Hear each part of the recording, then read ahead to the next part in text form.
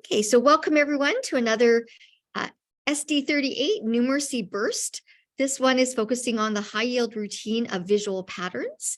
And for those of you that don't know me, my name is Janice Nowakowski, and I'm the district teacher consultant in the Richmond School District, supporting the professional learning of K-12 teachers in the areas of mathematics and numeracy.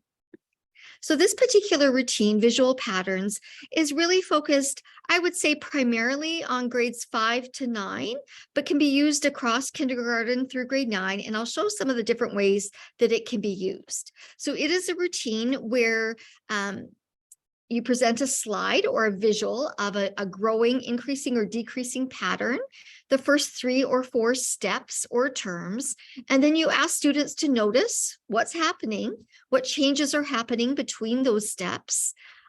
They might describe the pattern rule orally, depending on the grade level of students, or providing different access points for students. You might do a table of values connected to the pattern, and then they might take that and they might graph that. So those linear relations are focused more grades 7, 8, and 9, but increasing and decreasing patterns start in grade 2. So this is a whole collection of visual patterns that you can use across the grades, and depending on what the learning standard expectations are for your grade, you can take it in different ways. But it's another one of those great instructional routines that has access points for all sorts of different stages of learning. Again, I've already sort of explained much of this on this page, but just a note for those of you that might be new to the algebraic thinking and this type of patterns is some of the patterns are linear, but some of them are also quadratic. And we don't deal with quadratic relations or functions until grade 10.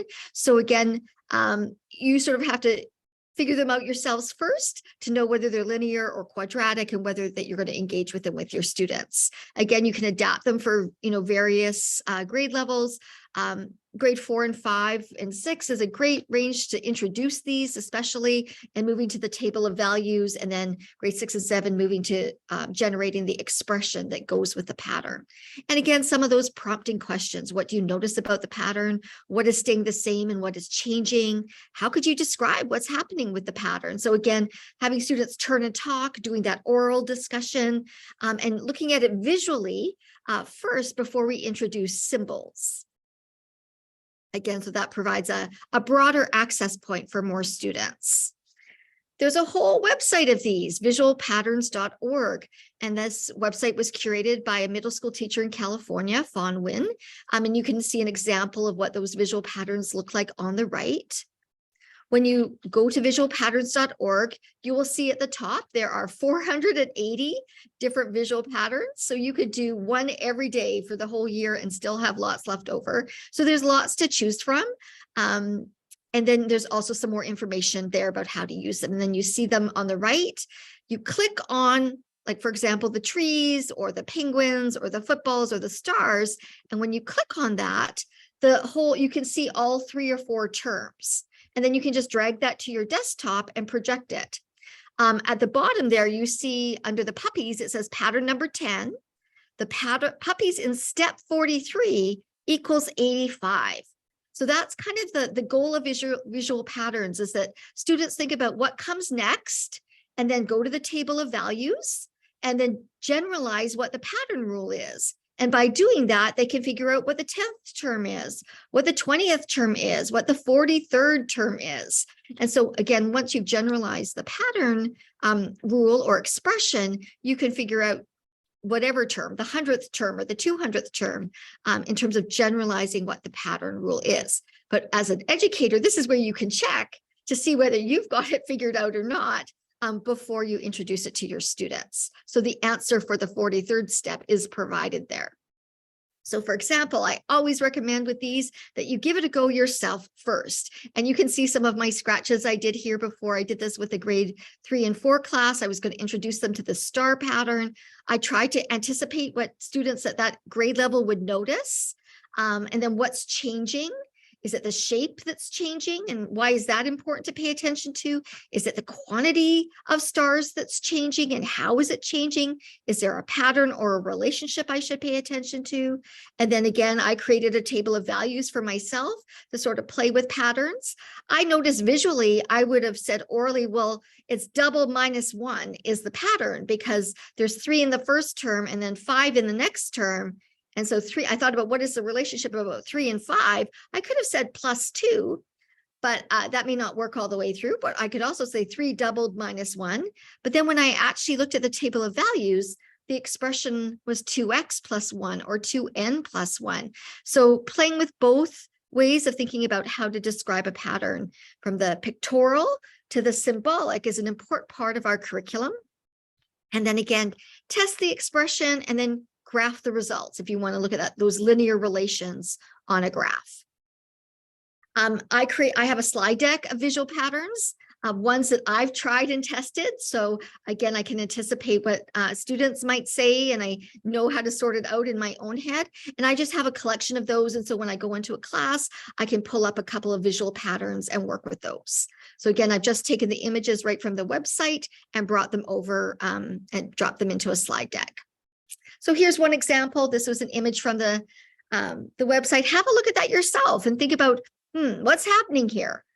What's happening in the first step, the second step, and the third step? What part of the pattern is changing? What part of the pattern is staying the same? And that's where we can introduce those terms of constant and variable as well in terms of algebra. And then how might a table of values help me think about this? The first step, I can count 1, 2, 3, 4, 5. And again, that's an access point for some students to be able to count how many objects are in this step. So have some students respond with the counting. The second term has 5 plus 4 more, so 9.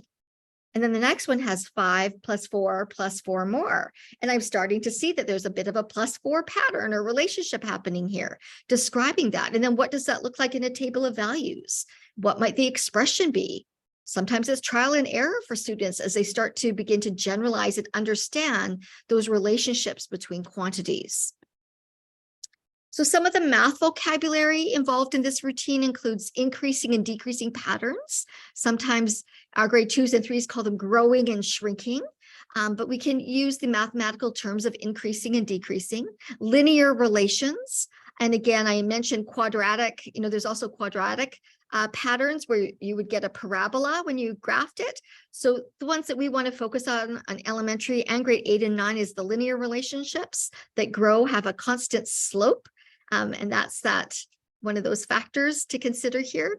The terms of constant and variable, the table of values. So step 1, and then how many blocks or items are in that step. Step 2, how many, and then you can use whatever term you want. Sometimes in a pattern, it's the first term of the pattern, the second term, the third term, or you could also use steps or stages.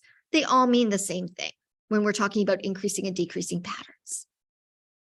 So here's an example of one that I did with a grade 3 and 4 class. This was the one that I had figured out on a scrap piece of paper, and we've talked about this pattern a little bit already, but here I am, we're in the studio, and I labeled the terms 1, 2, 3, and then I asked students to just share what they noticed. And then as they're sharing, just like we would do in any sort of math talk, I'm annotating on the screen or on the whiteboard to sort of connect to what they're describing. So one student said it's an increasing pattern.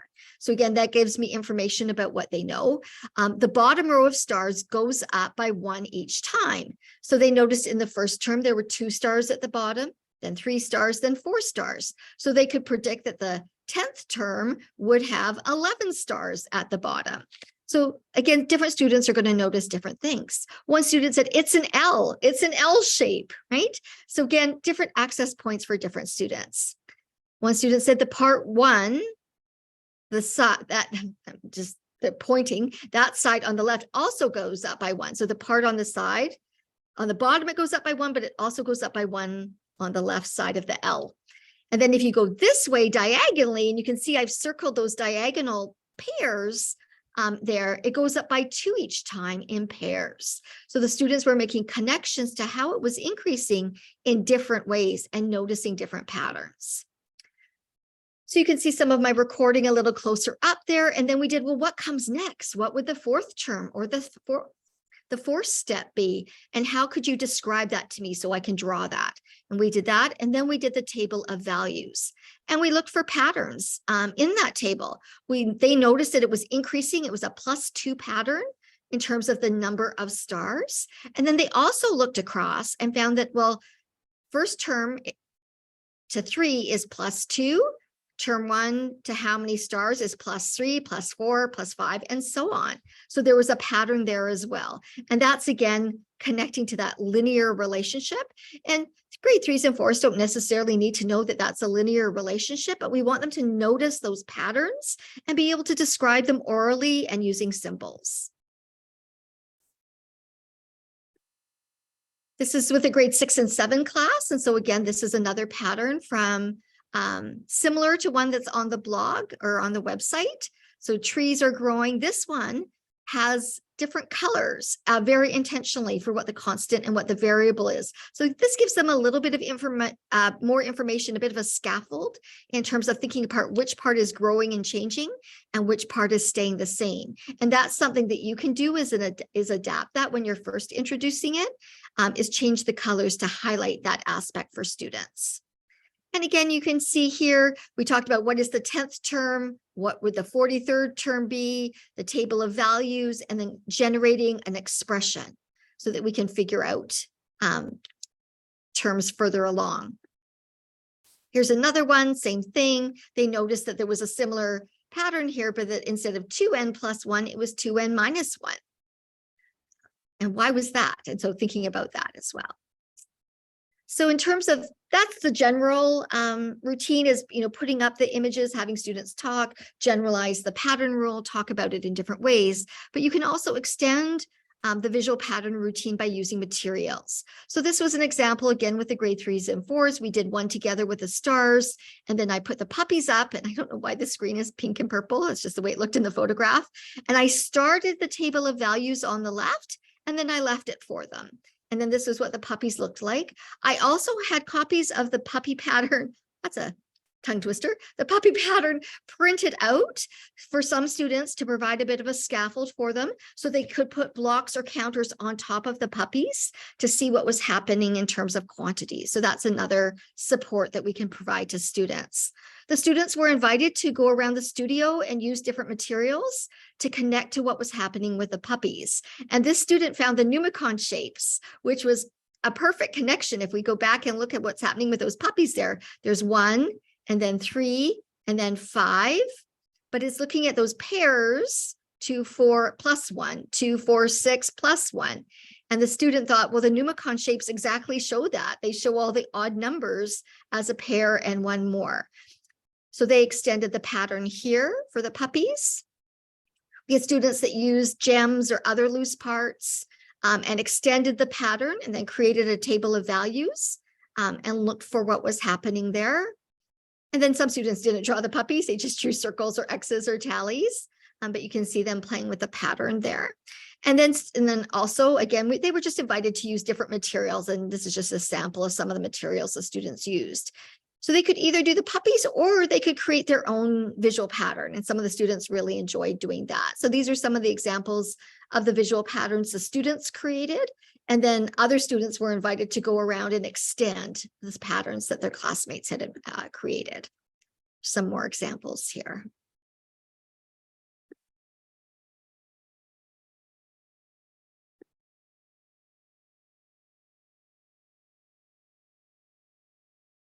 And so this student was explaining what was happening. And again, sort of capturing the students' language gave me a really good sense of where they are in their understanding and their algebraic thinking. So they were able to orally explain what was happening, describe what was happening visually with this pattern.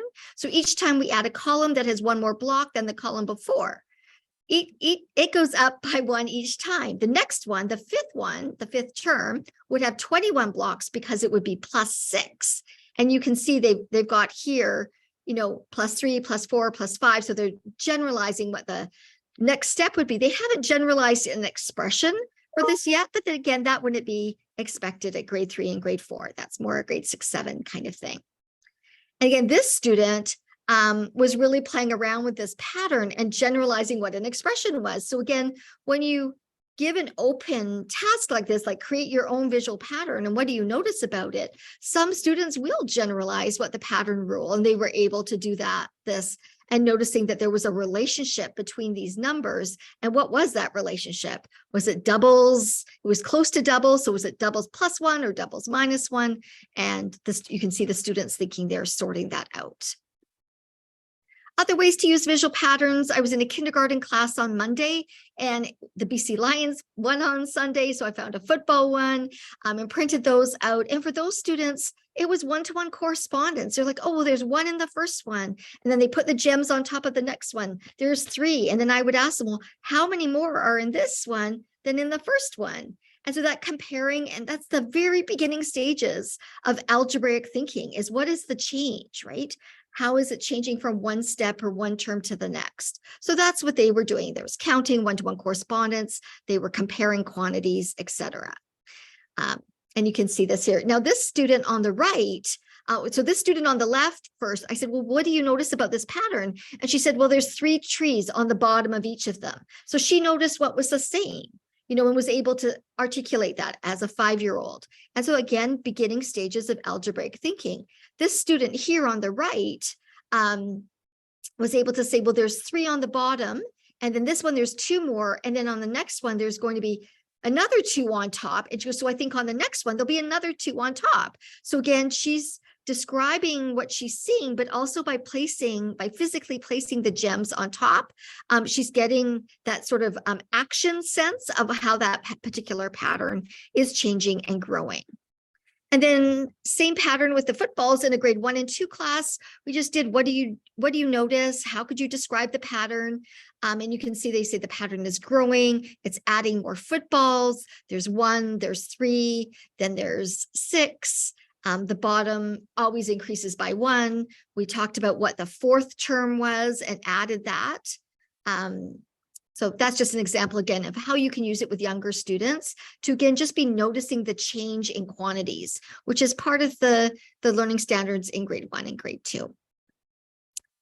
Considerations for our English language learners in particular, you could provide copies of the visual pattern for students to mark up, so they could use gestures and diagrams on the actual pattern to share what they understand and what they know as they develop the language to go with that. They could use whiteboards to use movement and gestures, etc., to share their thinking and redraw the pattern. And then also having a visual glossary for some of these really math-specific words like values, term, constant, variable, etc. Whoops, this isn't going where I want it to go. There we go. And then just curriculum connections. So many curricular competencies, as always, being developed with this high yield routine. Lots of visualizing in particular happening. And then you can see that algebraic thinking, how it develops, from grade 1 through grade 9, and how a routine like this you can start using to think about change, and then increasing and decreasing patterns, and then connecting it to symbols and charts, etc. And then the graphing and then linear relations in grade 7, 8, and 9. So I'd like you to think about how you might use this high yield routine with your students. And thank you for joining me.